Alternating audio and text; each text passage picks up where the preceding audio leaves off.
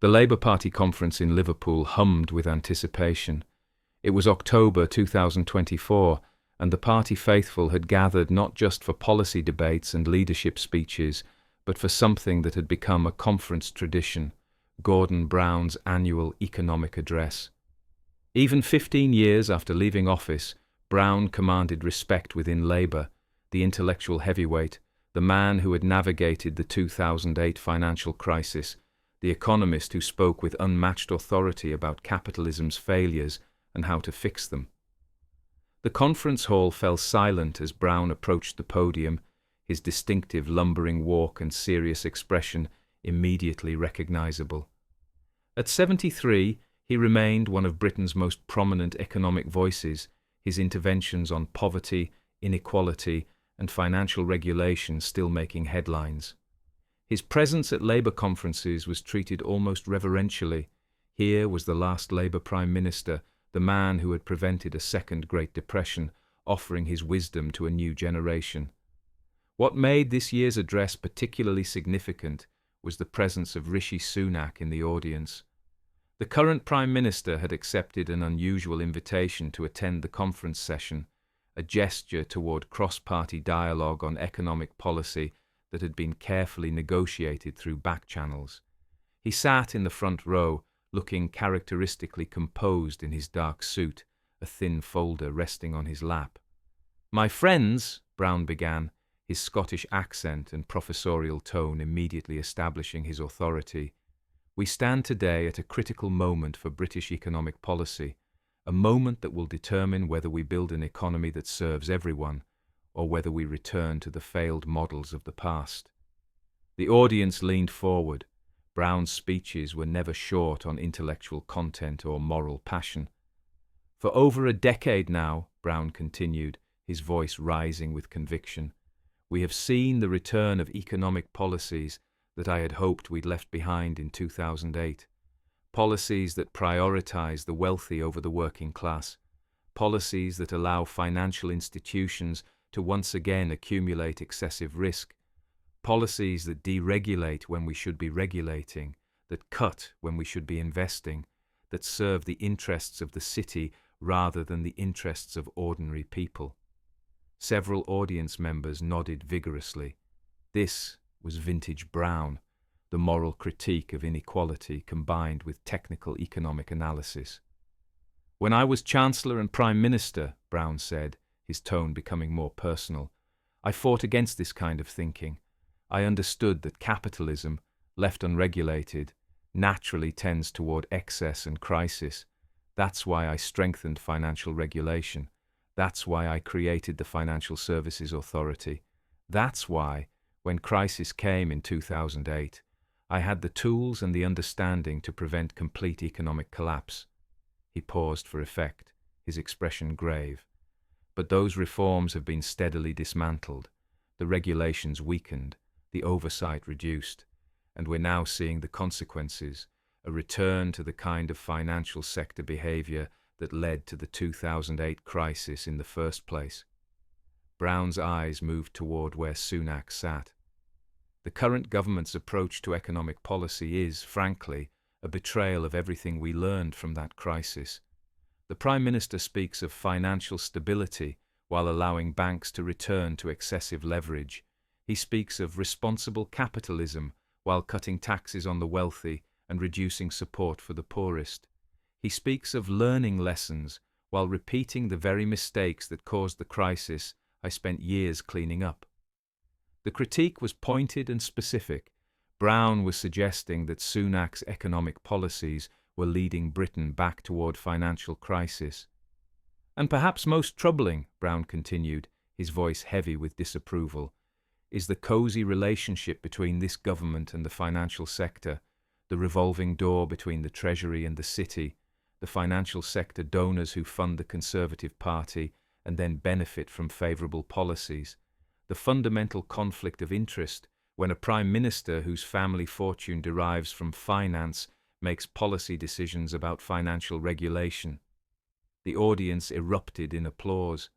Brown had just delivered a devastating critique of Sunak's potential conflicts of interest. "We need," Brown concluded, his voice rising to a crescendo, a return to the principles that guided my economic management. Regulation over speculation, investment over austerity, the interests of working people over the interests of financial elites. We need economic policy guided by moral purpose, not by the demands of the wealthy. He looked directly at Sunak. And we need leaders who understand that you cannot serve both the city and the country. That economic policy requires choosing whose interests you'll prioritize, and that choice should always, always be the interests of ordinary working people, not the interests of bankers and speculators. The conference hall erupted in sustained applause. Brown had delivered exactly what Labour members wanted to hear, a moral critique of conservative economic policy from the man who had supposedly saved Britain from financial disaster. The moderator turned to Sunak. "Prime Minister, Mr. Brown has been quite critical of your economic approach and has suggested a conflict of interest in your relationship with the financial sector.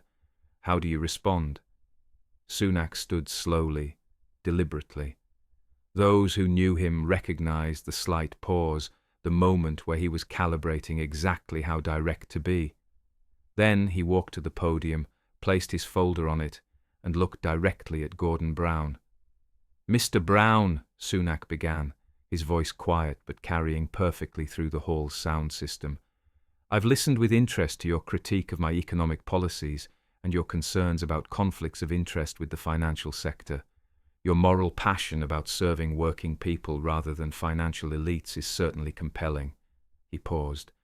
"But I find it remarkable that you would raise concerns about cozy relationships with the financial sector when you have spent the past 15 years building one of the most lucrative consultancy careers in British political history, funded almost entirely by the very banks and investment firms whose behaviour you claim to deplore." The conference hall went completely silent. Brown's expression shifted from confident to wary. "I'm speaking," Sunak continued, opening his folder, "about your work for PIMCO, one of the world's largest investment management firms, about your advisory roles at multiple major banks, about your speaking fees from financial institutions, about consultancy arrangements that have made you millions of pounds from the very sector you position yourself as regulating and reforming." He pulled out a document.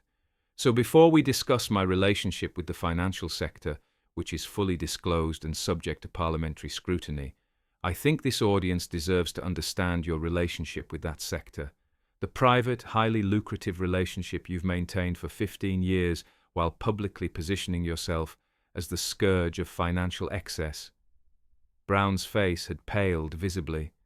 "Because what I've discovered, Mr. Brown, is that the man who lectures about serving working people over bankers has been extraordinarily well served by those very bankers, that the man who criticizes conflicts of interest has been collecting millions from financial institutions while publicly commenting on financial policy, that the man who speaks of moral purpose in economic policy has built a consultancy empire that serves exactly the financial elites you claim to oppose."